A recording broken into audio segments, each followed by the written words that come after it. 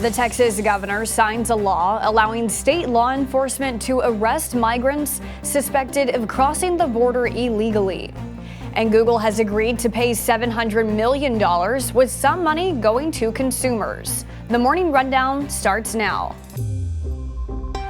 From the Straight Arrow News Studio, bringing the stories that matter to you from across the United States and around the world. This is the Morning Rundown. Today is Tuesday, December 19th. Thank you for joining us. I'm Kara Rucker. Texas Governor Greg Abbott has taken another step to challenge President Biden's immigration policies amid a record number of migrants crossing into the U.S. by signing a measure known as SB 4 into law on Monday.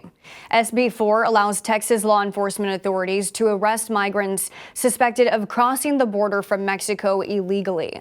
During the bill signing event, the Republican governor called out the president as negotiations continue in Congress over stricter border measures.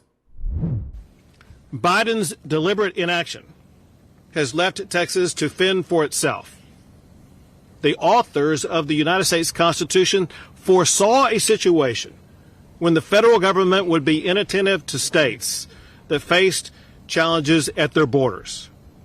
And in response, they inserted Article 1, Section 10 to the United States Constitution to empower states to take action to defend themselves. And that is exactly what Texas is doing. Under the new law, illegal crossing would be treated as a misdemeanor, up to 180 days in jail for those arrested.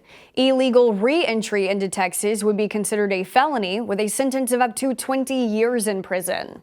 In both fiscal years of 2022 and 2023, U.S. Border Patrol agents have apprehended more than 2 million migrants along the southern border, which is the highest level on record.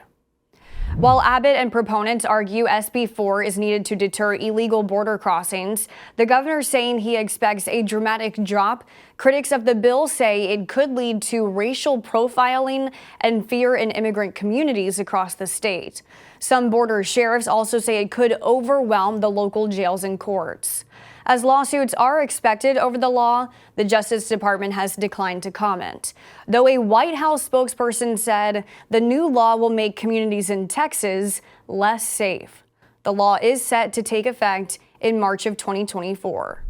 China is recovering after the nation's deadliest earthquake in a decade struck one of its poorest regions. Chinese state media is reporting at least 126 people have been killed and more than 500 are injured. The 6.2 magnitude earthquake hit a mountainous area in northwest China just before midnight local time, destroying thousands of homes.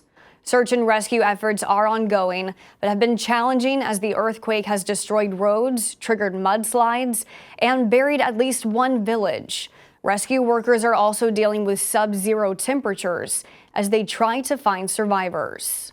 Following a series of earthquakes in Iceland, a volcano erupted, sending a river of lava towards surrounding towns. Video shows lava spewing across a peninsula, local authorities declaring a state of emergency, and tourist locations are closed. With volcanic activity detected and closely being monitored for weeks by officials, the eruption was highly anticipated. In November, more than 3,000 people were evacuated from a fishing town that sits less than 2 miles from the volcano following seismic activity. While scientists say the eruption on Monday was more powerful than the 3 previous ones and happened unusually fast, reports say the lava now seems to be flowing away from towns and infrastructure, but until it fully stops, scientists warn there is a chance the flow could change. Hunter Biden is set to make his initial court appearance in Los Angeles on 9 tax-related charges on January 11th, according to court documents filed on Monday. The president's son will be arraigned on the 3 felonies and 6 misdemeanors filed against him in federal court earlier this month. Special counsel David Weiss has accused Hunter Biden of not paying $1.4 million in taxes over 4 years and filing false returns to evade a tax assessment. Hunter Biden will formally enter a plea at the arraignment. His lawyers have called the charges politically motivated. Hunter Biden faces a maximum of 17 years in prison. Google has agreed to pay $700 million and allow for greater competition in its App Store as part of an antitrust settlement, with all 50 U.S. states disclosed on Monday. The settlement, reached in September and still needing a judge's final approval, will see Google paying $630 million into a fund for consumers and $70 million into a fund that will be used by the states. This means eligible consumers will receive at least $2 and may be eligible for more based on their spending on the Google Play App Store between August 2016 and September of this year. U.S. states accused Google of abusing its power in the online marketplace by overcharging consumers and forcing strict terms on software developers.